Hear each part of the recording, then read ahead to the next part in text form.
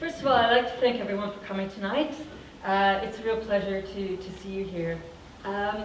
It's an honor to be able to join you tonight for this annual philanthropy talk. I feel really privileged to have the opportunity this evening to use the work that I've done for the past decade on giving among the poor in Africa as a platform to explore with you the light and shadows of community giving.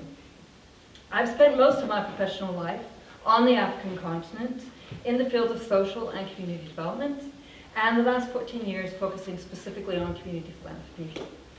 My interest is both in theory and concepts, as well as in their application to practice at the local level. So I'm one of those people who wanders between the worlds of practice and academics. The one central lesson that I've learned on my journey, and that comes out of these experiences, and informs my message tonight, is that giving is good, but good giving is better. What I've learned is that while giving is about caring, it can also have a dark side. Is it always done for the right reasons? Are the ways in which we give always supporting and empowering? And does giving always make a difference? Does it address a need? Does it solve a problem? Or make society more just and fair? I've begun to realize that to be praiseworthy, community giving needs to be done well. It is through embracing the shadows of giving, identifying and tackling that which is difficult, rather than shying away from those challenges, that progress can be made and prospects can be enhanced. It strikes me that the real work of community philanthropy comes from tackling the challenges that it throws up. And by working with the shadows, you can reveal the light behind it. So I would like to illustrate this tonight, what I've learned by sharing two stories with you. They draw attention to the challenges that we have faced on the African continent in coming to grips with understanding first what African philanthropy is, and secondly, good ways to practice community grant making. My first story is about how we managed to remove the blinkers that prevented us from seeing and valuing the ways in which people and communities mobilize resources to help themselves. Through developing an understanding of what the poor know about getting resources to where they're needed most, we're able to shed light on what is now considered to be a very quintessential or essential element of African philanthropy. This work surfaced an alternative form of philanthropy known as Poor Philanthropy. And Poor Philanthropy belongs to a strand of community philanthropy that I call horizontal philanthropy, and I'll explain that term in a moment. But first, on to the second story, which is different than the first. And it considers our efforts to grapple with the grantor-grantee relationship. And I know many of you either are on the giving or on the receiving side of the grant relationship. So I'm really interested to get your reactions to some of the challenges that we're facing. And the problem here in the grantor relationship, in our case, boils down to the fact that the funder has too much power and the community has too little power. And in this story, we are currently reflecting on how collective giving can be effectively used to strengthen the community's position at the grant-making table in an effort to tilt that power balance down closer to community. So the idea is to flatten that grant-making relationship. And I'm quite sure a lot of you are involved in that, and I'd love to hear about that. So through these stories, I'd like to encourage you to do two things. One is to step into your blind spot, to look for what you might be overlooking and undervaluing in your own work, whether you're an academic, a researcher, a practitioner, or a community member. And also embrace what's really difficult about your practice, your field of study, your community work, to push through those dark spots and to find the light within the shadows. And so, as I promised, let me just sort of focus on community philanthropy. I'm sure that you all have your own way of understanding what giving is and what the idea of community philanthropy is. But from my side, I locate community giving within the field of community philanthropy. And for me, community philanthropy is about individuals or institutions acting alone or together and contributing money or goods along with their time and skills to promote the well-being of local people and to improve the community in which they live and work, or to improve a community that they care about. And I really like this definition because it contains two types of community philanthropy. The first is about people giving together in a community, and I call this community of philanthropy, POC. or horizontal philanthropy. And it's exemplified in self-help and mutual assistance. The second type of philanthropy this definition contains is about people giving to other communities. So I call this philanthropy for community, PFC, or vertical philanthropy. And that's exemplified in official aid, development assistance, or in those lovely ladies in the picture with their hats. Because poor philanthropy, the focus of this talk, belongs to horizontal philanthropy, I just want to elaborate a little bit further on what I mean by horizontal philanthropy. It has some key characteristics. The first, it requires people to give up their own resources. So they're not giving away anyone else's money or volunteering anyone else's time. It's their own resources, their own time, their own sweat. Second, it can be individual to individual, as well as collective giving. So individuals can pool their resources to address the need of one, of a few, or of many. And third, givers and recipients are equal in the philanthropic relationship. So the givers are not necessarily richer than the recipients. People sort of look alike. They're from the same community. That could be social, economic class, or otherwise. But they're in the same boat. An additional point I'd like to add is that horizontal philanthropy is connected to collective philanthropy, which is exemplified in the tradition of giving circles. And I know some of you here tonight are experts in giving circles, so it's wonderful to have you here, and I really look forward to your contributions in the Q&A. But a giving circle, for those who aren't familiar, it's really a model of alternative philanthropy that is gaining traction and found in many countries, including the US and the UK. And it's social in nature, and it provides platforms for people to get together, to learn about an issue or topic that they care about, and to pool their resources and then collectively decide who to support and how to do it. So among us tonight, we do have experts, so we really look forward to your input on this. So now, against this introduction, let me get down to the business of exploring the idea of giving is good, but good giving is better. And so I'm going to illustrate by tackling a blind spot, something relating to giving that we've overlooked until 15 years ago in Southern Africa, and also tackling a dark spot, and that's a practice within community giving that needs correction. So, my first story. So to start, I'd like you to think about a time in your own personal or professional life that you were involved in an activity or an initiative that didn't go so well. I'm not talking about a wee wobble here. I'm talking about a big derailment. And do you remember what happened? Did it end in a disaster? Or were you able to find light at the end of the tunnel? Luckily, the story I'm going to tell is one in which, in the end, something came good out of it. There was actually a gift out of it. So the story goes like this. I was based at the Graduate School of Business at the University of Cape Town, and we embarked upon a study on how and why the poor help each other.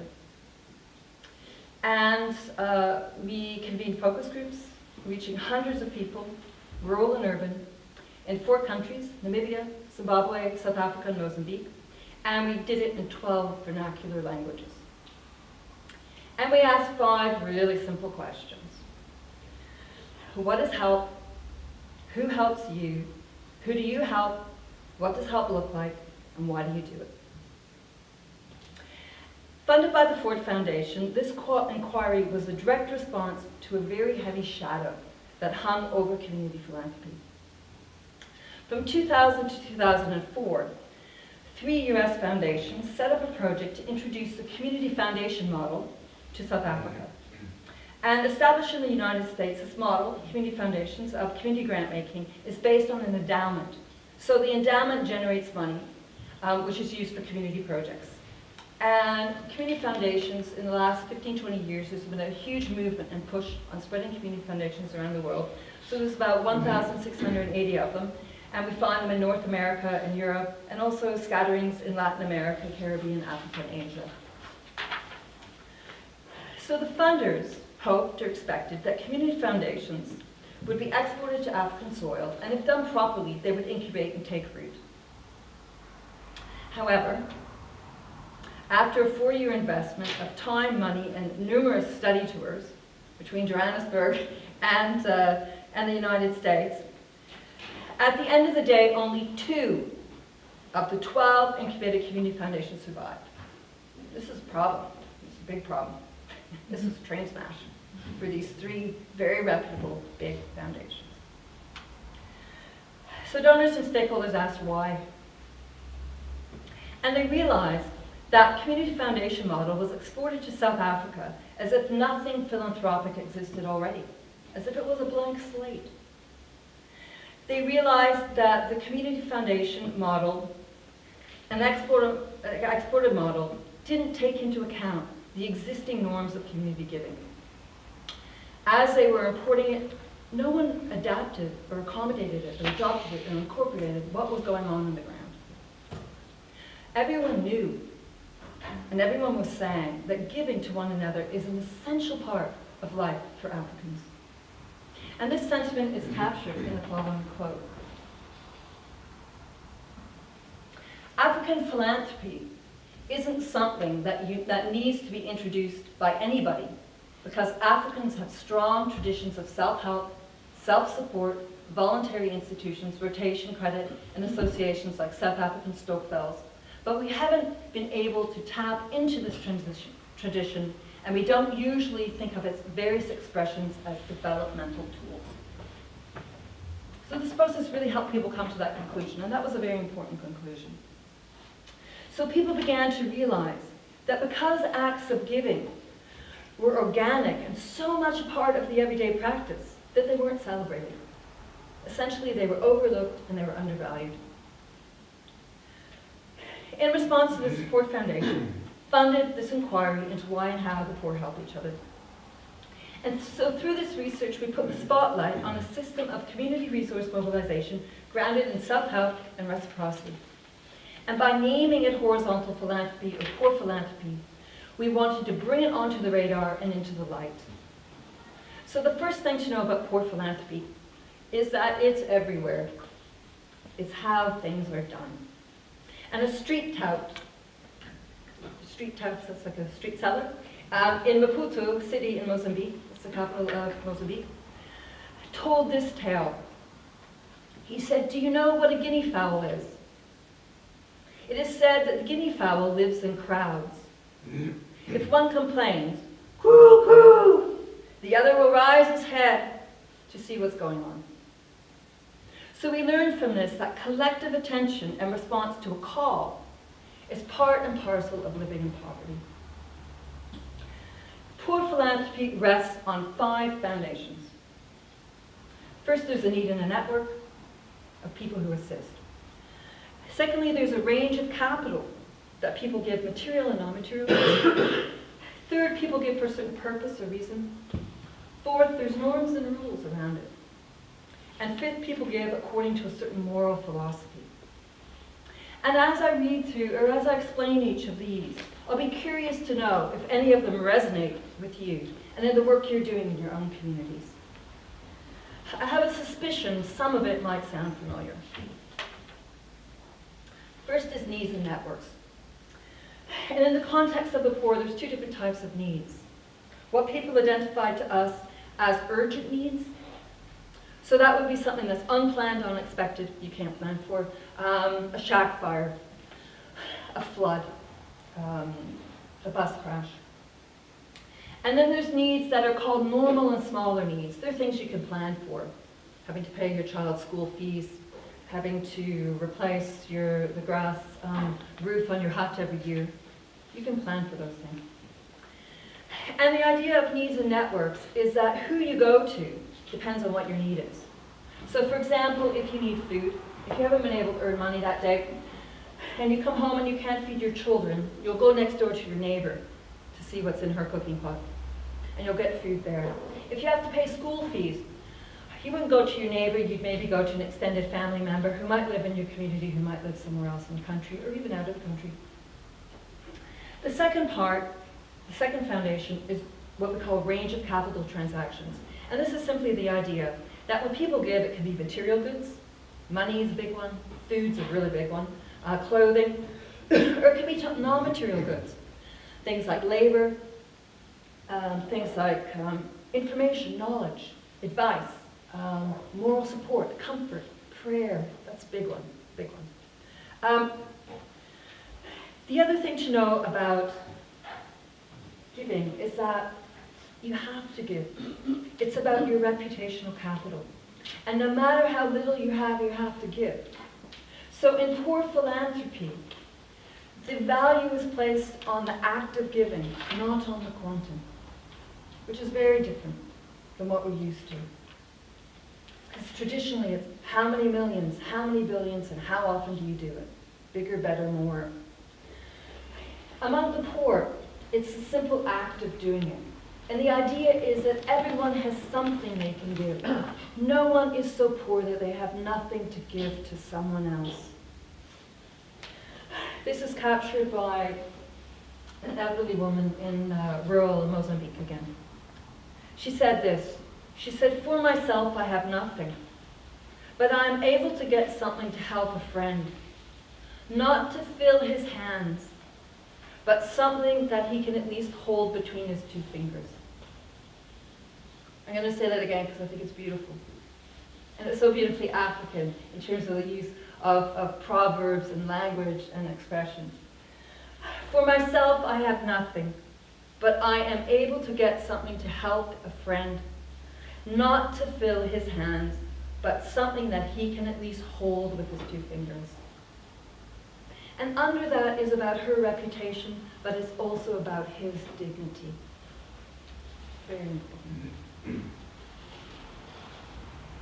And like I said, helping others is a way of securing help for yourself. You help the one that helps you.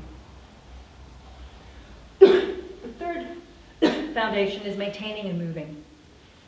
And this is about purpose. Now, you can help someone to maintain their position so they don't slip further in adversity, further in poverty. That could be something like repairing someone's roof. Or help can be about movement or development, helping someone get out of their situation of adversity. So that could be supporting someone in their education, paying school fees. You have electricity, they don't. Allowing their child to come and stay and work at your house at night so they can do their homework. You're helping them move forward. Helping someone get a job. That could be anything from giving them a job. It could be giving them 10 rand so they get in a taxi to stand by the side of the road to get a job. It could be, linking them up with someone you know, a job you've heard about. And it's interesting because often people challenge this and say that poor philanthropy is about survival, and it's survivalist. And some of it is, but also there is this element of movement and maintenance within it. And personally, my position on this, I argue that in the context of poverty, when adversity is pushing you down, when inflation is going up every year, standing still in that context, in my opinion, is moving forward. It's developmental. You're not going backwards. One person we interviewed put it this way. This kind of interaction is very important for community survival. Even I sometimes spend a day or so with no food and no petrol.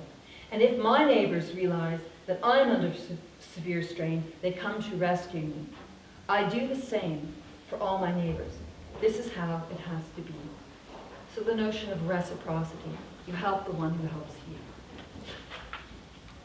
Norms and conventions. This is my most favorite. I think those of us who are researchers, we all know that in the research there's always one piece you really love. You have a lot of fun with. This is my piece.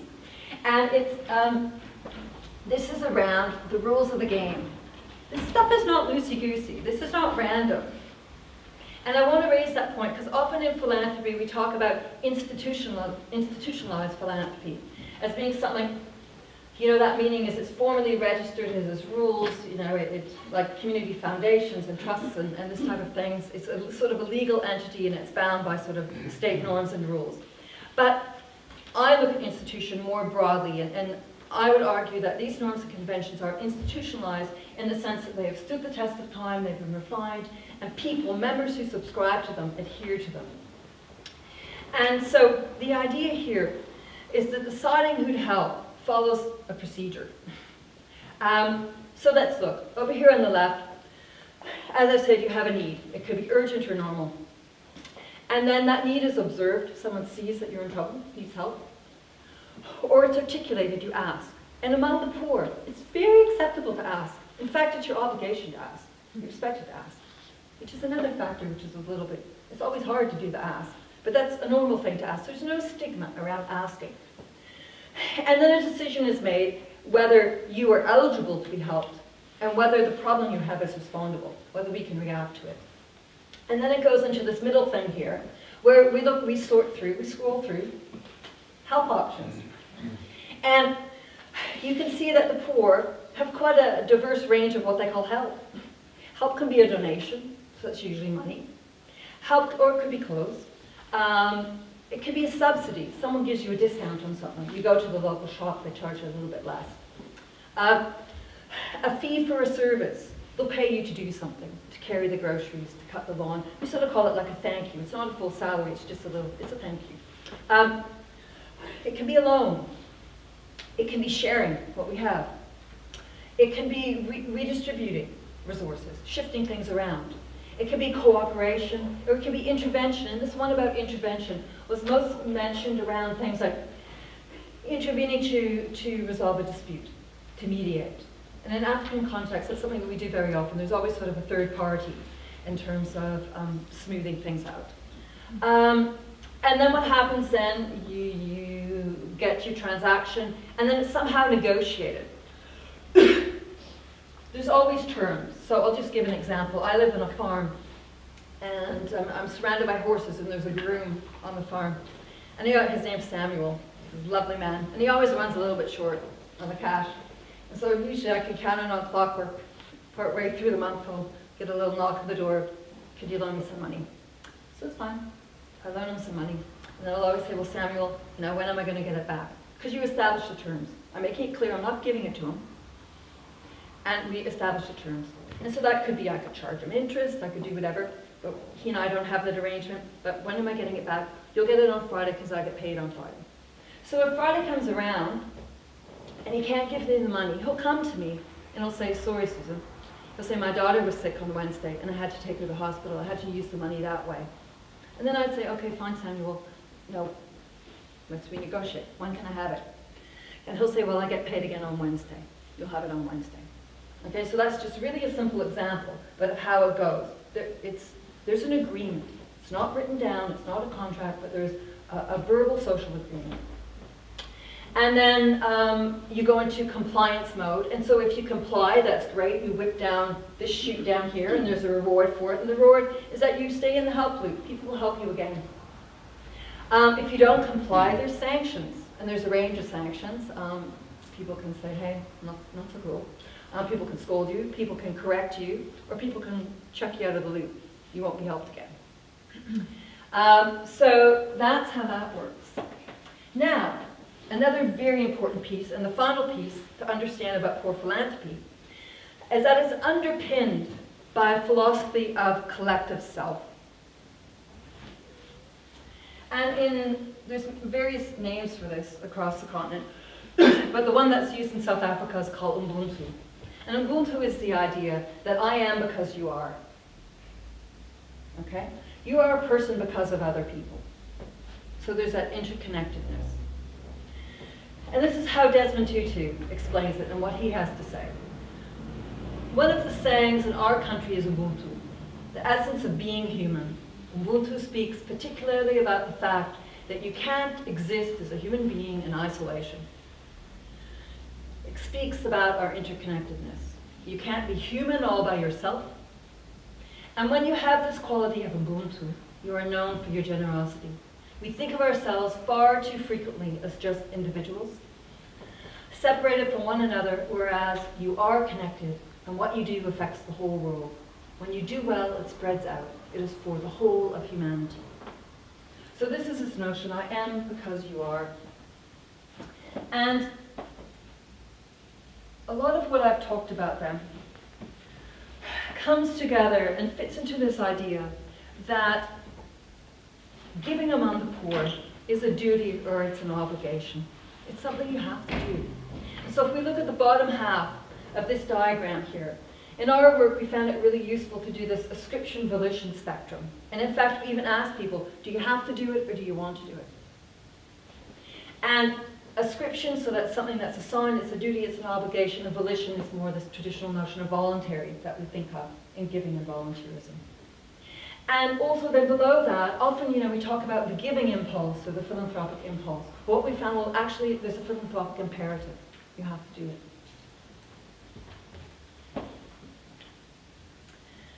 And so here we have our friend here who captures that beautifully. There are times when you do not feel happy, but you have to give. So the story I just told you has started out with a very serious shadow, an unsuccessful development projects, but in the end it really shed a tremendous amount of light and has really contributed to informing a normative understanding of African philanthropy. So to wind down this story, I want to tell you the difference that Poor Philanthropy has made by putting it on the radar, what has really made a difference to those of us who practice and study philanthropy in an African context. But also, I want to give you a word of caution. Let's not romanticize this. I think it's very important to understand that people who are poor are not just sitting with their hands out. They're doing something for themselves. They're active agents of their own change. But Poor Philanthropy does have a critique. So first, in terms of what it's meant for us, Poor Philanthropy, in shedding light on it, has really shown us the importance and magnitude of community giving. It happens at a scale that's too large to ignore. The African continent is made up of 57 countries, and it's home to 1 billion people. So this horizontal philanthropy is the daily life. It's part of the daily life of 1 billion people. And annually, remittances from the diaspora come into the African continent. $40 billion comes in annually. And those remittances are informed by this horizontal philanthropy, this notion of pooling and supporting one another. Also, for too long, on the African continent, our look was outward. It was to that vertical philanthropy, that philanthropy for community. We looked outward to international development assistance. And this has really helped us to start looking inward and really appreciating the resources that we have on the African continent and start thinking about how they can be developmental. And in 2013, this book, Giving to Help, Helping to Give, came out. It was published by Trust Africa, which is a foundation in Senegal, serving the continent. And this is a culmination of probably about 13, 15 years of work.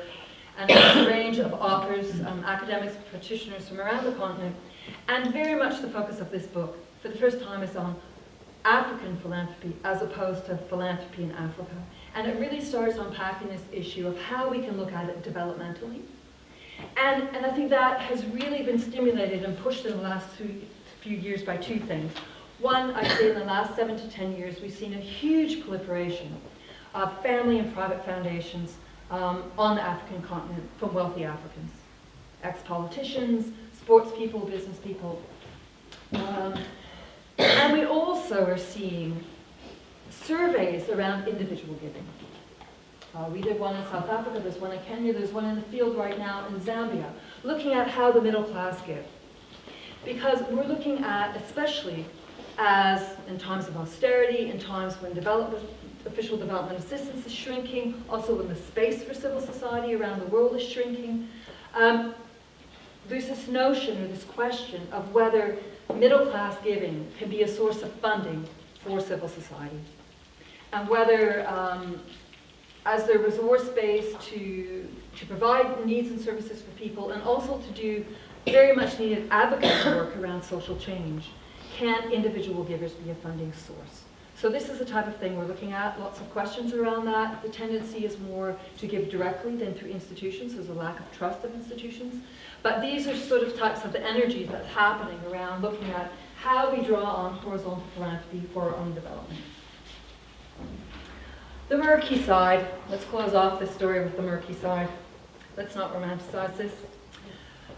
A big factor is exploitation.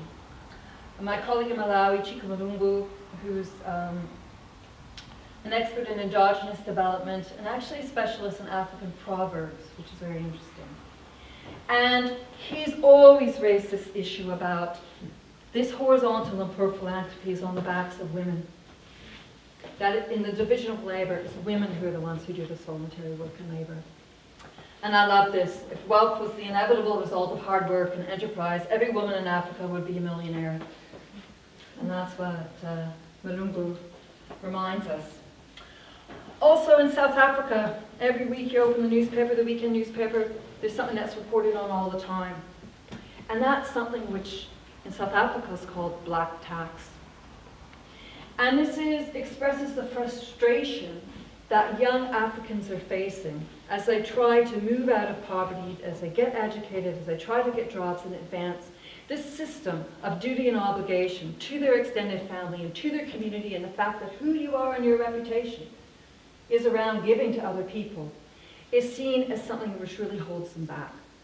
I used to live in Zimbabwe for a long time, and we have this joke in Zimbabwe. Zimbabweans are really, as many of you probably know, they put a huge premium on education.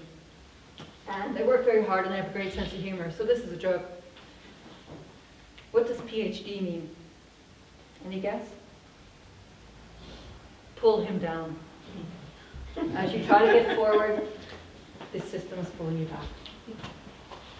Also, it has limitations. Is it really philanthropy? Is it charity? Is it reciprocity, self-help? Is it something else? How developmental is it? And I think I've touched on that point. What's the potential to tap into individual giving? We've touched on that point. And is it an instrument for social justice? Does it really change things?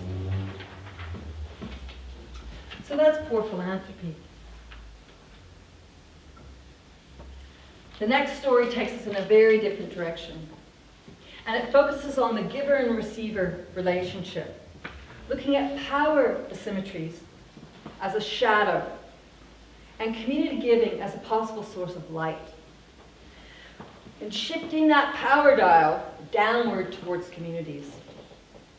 I'd like you to think for a moment about a time when you were given a gift that you didn't want.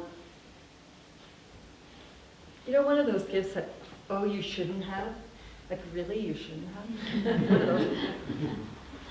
You know, and when that gift is a bad choice, it can be more about the giver than the receiver. And you get into a situation where it's, thank you, but. So thank you for the well, but what we really wanted was a safe place for our children to play. So and that points to the power dynamic. And so what we really want to do is move to a thank you and situation. Thank you for the well. And now can we talk about a safe place for our children to play? So as I said before, you know, the fact is that in international aid generally, and in these types of giver-giving relationships, grantor-grantee, including in community philanthropy and community grants, it is often the case that the funder has too much power and the community too little. And this is a really topical issue, and I probably don't need to tell you this. I'm sure when you're listening to the news, looking at the papers, you're familiar with the critique of international aid, that it's really inefficient. And also there's a move underfoot now to advance community-led development, once again. And the Global Fund for Community Foundations, a year ago now, had a big international summit, and their theme and their tagline was #ShiftThePower. So there's really action happening here. And I want to talk about that, and I want to talk about this idea of can community giving, poor philanthropy, these things we're talking about, think about it in your own context. Can this be a way to start shifting the power downward to community? And I want to explore this by looking at a project or an organization I've been involved with for about 12 years now. And it's a grant maker in the Eastern Cape. Eastern Cape is one of the poorest provinces. It's where Nelson Mandela has come from. And I've done work with a community grant maker there called the Cala Trust, very small. We worked largely in an area called Jensenville. It's a farming area. It's mohair, actually, goats, mohair. And it's a small community of about 5,000 people, and around 3,000 people are in what we call a township and live below the poverty line.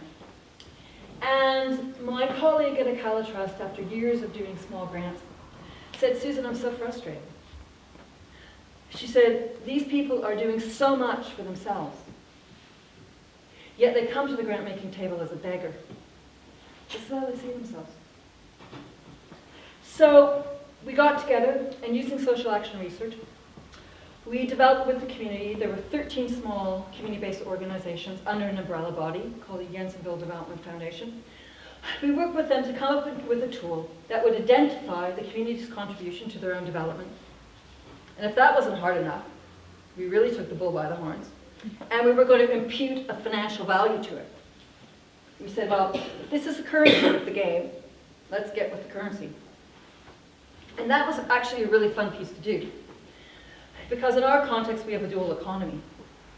So for example, if you give someone help by giving them a lift, how do we calculate that? Would it be, do we use the Automobile Association rate? Or do we use, what it would cost to drive my own car? Or do we use what the bus rate would be? Or what if someone gives you a lift, the amount that you just give them to say thank you? So we did this. And we looked at the volunteer contributions, we looked at contributions in kind, so say someone donating a tea set for a raffle as a fundraiser for an educare centre so that it could raise money to buy cots for the kids to sleep on. And it was amazing. It changed how people saw themselves. And I remember we did this exercise. I went back a couple of weeks later and this woman came up to me and she said, you know what, I took this home to my husband. And she said, he's been moaning about all of my time spending all the time I spend doing this volunteer time and not at home looking after him. And she said, boy, it really changed his attitude because I could show him, the value of this and what it's doing and the difference it's making. And another woman came to me and she said, I took this to my church group. And we actually sat down and we did the tool ourselves. And they started to see the contribution they made to the church and the contribution they made to the community. So people began to get a sense of pride. It really changed how they saw what they did. Oops. This is my African sense of pride, and I think that's really important. People started to see themselves differently. And after decades of aid and assistance, where you're down there, it's a really hard thing to break out of.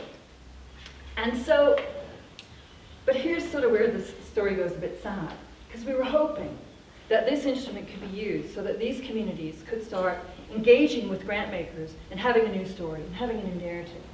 So the first big grant maker to come along, as luck would have it, would be the EU, European Union. And if anyone has dealt with bilateral, multilateral project proposals, the EU is probably the worst of the worst in terms of filling in their forms and their bureaucracy. So of course there's that little line, community contribution, that's always in there in development projects, which placates us all, and you're supposed to say 10 volunteer hours or something. But there really wasn't space to talk about, no, it's not our community contribution, it's of how we're agents of change, of our own change and want to lead our own development. There's no space for that. So that was a missed opportunity. And then various few other things happened. The organization fell apart due to funding, etc. And it went on the back burner. But now, in the last year, we're looking at this again. And we're looking at, and amidst this idea of shift the call and community-led development, we're going, okay, there's a new space here. And we're asking ourselves 3 questions. Can the practice of community giving, what communities do for themselves, can this be leveraged to shift the power? And what is the role of community philanthropy organizations and foundations in this? And what can be done to put financial capital in its rightful place among a whole range of capitals, and not be the be-all and end-all? We know in development and in grant making, the economic transaction is prioritized. Money is favored. And so what we're starting to think about and have done some writing on and are starting to have conversations is, is there a role for community foundations and other community philanthropy organizations who know communities really well? Is there a role to start working with them around, I don't even like to use the word empowering, but yes, I guess empowering them to step into their power. I think they do have power, but to step into their power and to, at the very least, negotiate themselves a better arrangement in a system, in my opinion, which doesn't work. But really, more hopefully, be part of eventually changing that system so that we start getting away from this hierarchy of giver-receiver and getting that to be a flatter situation.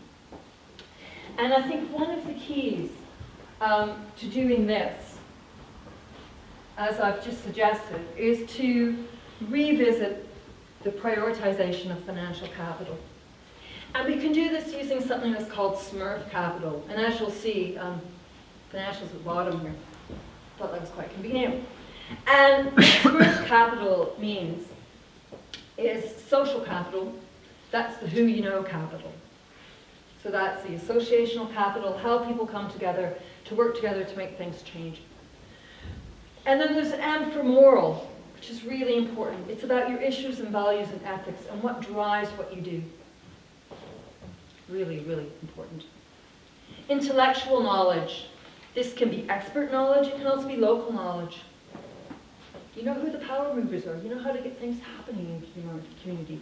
You know who's going to block power, you know who's going to make things happen. That's really important knowledge when you want to make things change. Reputational capital, so important for leadership. What people think of you, that your word stands for something. That's a big one. And then we have financial capital. So the idea here, and looking at Smurf capital, is really double-pronged.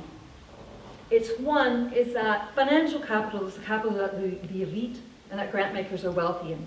It's not where the wealth of community lies. Communities lie in this bigger mix. But also, so it's really about focusing on this to accentuate and bring to the fore and add value to what communities have. But it's more than that. It's also saying to grant makers, you are more than a money machine. You have all of this that communities also need. Communities need your stamp of approval and reputation. They need to tap into your networks and who you know and to be introduced to help them get a foot up. So these are some of the types of things we're grappling with and really asking this question. You know, can we leverage community grant making and what people are doing for themselves to rise to this challenge of community-led? Because there's a real danger and the real irony that community-led could be top-down. And what is the role of community grant makers and others in really ensuring that communities are empowered and are part of the table and leading this change?